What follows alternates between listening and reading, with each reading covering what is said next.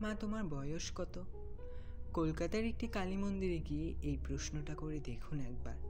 প্রশ্নটা যদি আন্তরিক হয় তাহলে শুনতে পাবেন আপনার উত্তরে কেউ বলছে, এই তো বছর 5।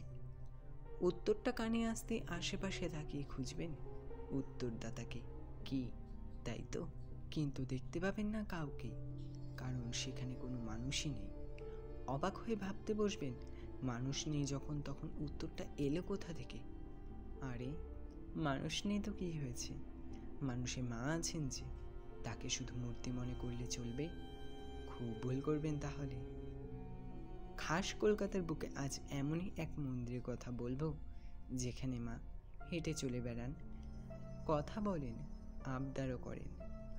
বছর 5-এর এক বালিকা ঠিক যেমনটা করে থাকেন, ঠিক তেমনটাই করে বেড়ান তিনি। কে তিনি? কোথায় তার বাড়ি? আসুন কলকাতার এক জাগ্রত কালী মন্দিরের কথায় শোনাই আপনাদের। আজ বলবো এমনই এক কালী মূর্তির কথা, যে মূর্তি কথা বলেন, ঘুরে বেড়ান নিজের মতো। শহর কলকাতার বুকে সত্যিই এক অবাক কাণ্ড। জাগ্রত মন্দির বললে চোখ বন্ধ করে কালীঘাট কিংবা দক্ষিণেশ্বর মন্দিরের নাম নিশ্চয়ই বলবেন, তাই না? শ্যামসুন্দরী মাকে তাহলে চেনেন না অনেকে। এই যে বালিকা মায়ের কথা বলছি তার নাম শ্যামসুন্দরী। শ্যামের যিনি সুন্দরী তিনিই শ্যামসুন্দরী। নাম থেকে স্পষ্ট বোঝা যায় যে ইনি শ্যামেরও বিশেষ প্রিয়। সাধক কবি নজরুল ইসলাম বলেছিলেন যে, মনে পড়ে শ্যামা মায়ের কোলে চড়ে যোগী আমি শ্যামের নাম। তবে এই গানের ভাব থেকেই কিন্তু এই মন্দিরের জন্ম হয়নি। মায়ের নামের সঙ্গে নজরুলের ভাবটা বড় অদ্ভুতভাবেই মিলে গেছে। শিয়ালদার খুব কাছেই এই শ্যামা মায়ের মন্দির। দেশ হরিনাথ দে রোড, শিয়ালদা স্টেশন থেকে অটোয় করে সুপ্রিয়া স্ট্রিট, সেখানে রামমোহন হলের পেছনে বাড়িতে রয়েছেন দেবী শ্যামসুন্দরী। মন্দির খুব বেশি দিনের নয়, তবে মায়ের আবির্ভাব খুব প্রাচীন। আসলে মা যে এই মন্দির বা বিগ্রহে বেশিক্ষণ আটকে থাকেন না। যে যেখানে তাকে ডাকে সে সেখানে গিয়ে স্বয়ং উপস্থিত হয়ে যান তিনি। প্রমাণও আছে হাতে নাতে। রাতে গীতা পাঠ করে মাকে শয়ন দিয়ে মন্দিরের দরজা বন্ধ করা হয়, আর দরজা খোলে পরের দিন ভোরে। দরজা খোলার পর প্রায়ই দেখা যায় যে মায়ের পা ভর্তি ধুলো। খালি পায়ে সারা রাজ্য টই টই করে ঘুরে লোকজন ওঠার আগে তিনি আবারও মন্দিরে এসে ঢুকে পড়ে। ছোট্ট মেয়ে যেমন ঠিক ঘরে ফিরে আসে শহরে আনাচে কানাচে ঘুরে, ঠিক তেমনটাই করে থাকেন তিনি। তিনি যে বালিকা তার মুখখানে দেখলেই বোঝা যায়। মুখখানে বড় মায়াময়, দেখে দেখে আশ মেটে না যেন, এমনই তার হাসি। সব সময় যেন টলটল করছে তার মুখখানি। এই কচিকাঁচা বয়সে মেয়েটাকেই তো দেখেছিলেন মন্দিরের পুরোহিত। সে এক মারাত্মক ঘটনা। শুনবেন কি? তাহলে শুনুন।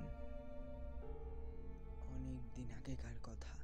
সেদিন মহালয়া, অমাবস্যা। মন্দিরের পুরোহিত মশাই গেছেন বাজারে, নিজেই বেছে বেছে মায়ের জন্য বাজার করে আনবেন। তিনি মন দিয়ে সবজি কিনছেন। এমন সময় এক বিপত্তি।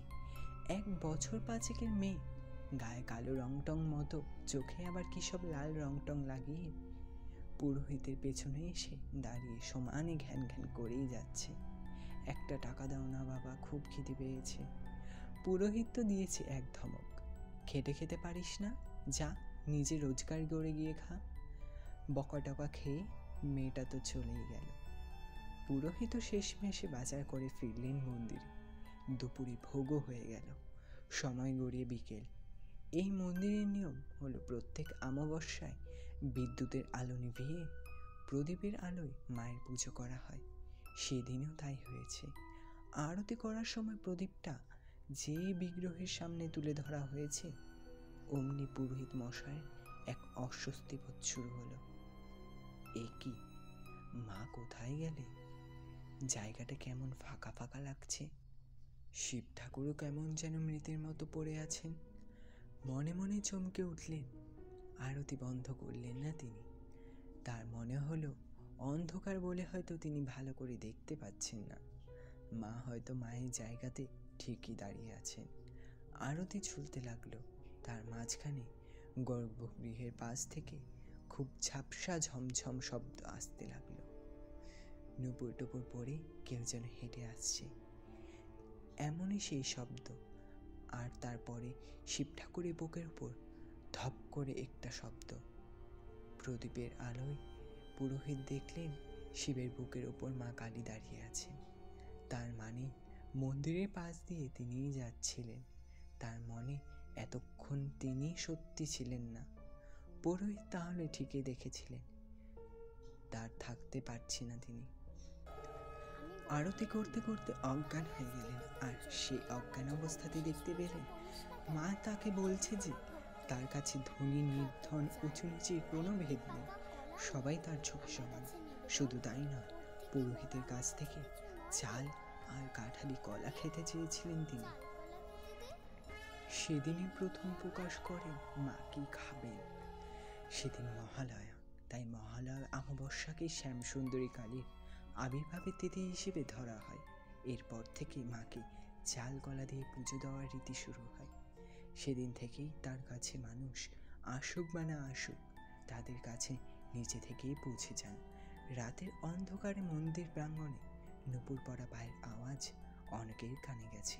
শুধু তাই নয়, তার যখন যা ইচ্ছে হয় সেই সব তিনি প্রিয় মানুষজনের কাছে থেকে চেয়ে নেন। অক্ষয় তৃতীয়ার দিনে একটি অক্ষয় পাত্র নামে প্রথা প্রচলিত আছে। সেদিন শ্যামসুন্দরী দেবী সকলের হাত থেকে খাবার খান। যে যার ইচ্ছে মতো রান্না করে মায়ের জন্য নিয়ে আসতে পারেন। সে খাবার মাকে ভোগও দেওয়া হয়। জনস্রোতে মাকে যিনি নিজের হাতে খাইয়ে যান, আর তার খাওয়ার কোনো কষ্ট থাকে না। নিজে মেয়ের মতো খাইয়ে যান যে কালীমূর্তিকে, তাকে নিজের হাতে সাজাতেও পারেন সকলে। দীপান্বিতা কালী পুজোর সন্ধ্যার সময় নিজের গা থেকে গয়না খুলে মাকে পরাতেও পারেন তিনি। সেই সন্ধ্যায় সুন্দরী গায়ে কোনো অলংকার থাকে না, ভক্তরা নিজে অলংকার দিয়েই মাকে সাজিয়ে তোলেন। সে এক দেখার মতো দৃশ্য। শ্যামসুন্দরী কালীর ভৈরব আছেন মায়ের মন্দিরের পাশেই তার মন্দির।